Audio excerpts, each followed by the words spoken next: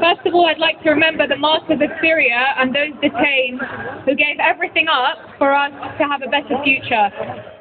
I'm going to start off about where I'm from. I'm from a city that accounts 40% of the martyrs of the Syrian revolution. It's at 4,450. I'm from a city that has 500,000 displaced refugees inside the city.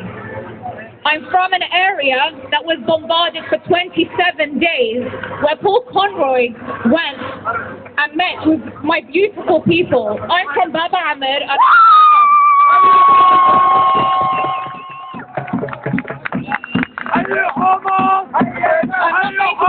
The rest, you know how this started, you know that if you're here, you know what's happening in Syria.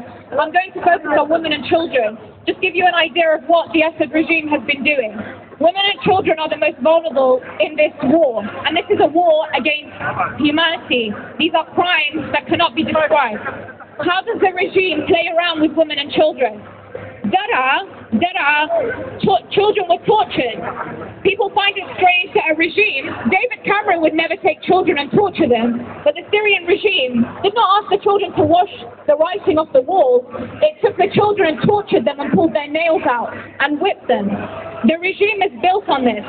Hamza al-Khatib was killed and tortured because he was delivering bread. Abbas, the baby, was taken with her mother and father, and those over there brought her mother on TV to say that terrorists killed her baby when her family knew she was in prison. She was a baby that could not walk, tortured to death. Children have been made, a baby was cut up in front of its mother so she could say where her husband was, and she did not know. Children have been used against their families if they're defective soldiers. Another thing, rape. The regime is using rape because, one, it does not just destroy a female or child physically, but it destroys them mentally. The regime has been raping.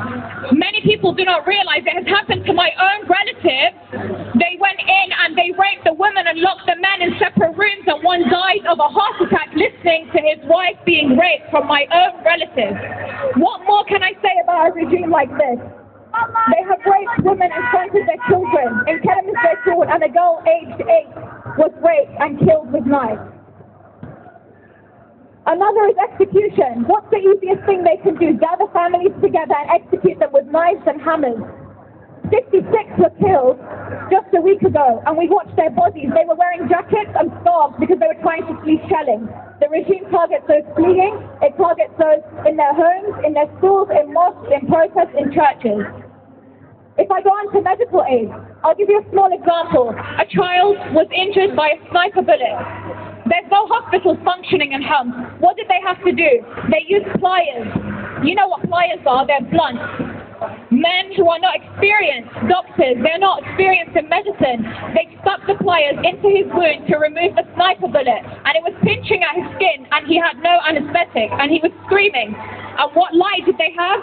A phone. A mobile phone was the light they were using to do this. And they didn't think how we would sew him clothes. The children are dying of basic diseases. A temperature, paracetamol, painkillers, antibiotics, everything is missing. And finally, education and work. Schools are closed.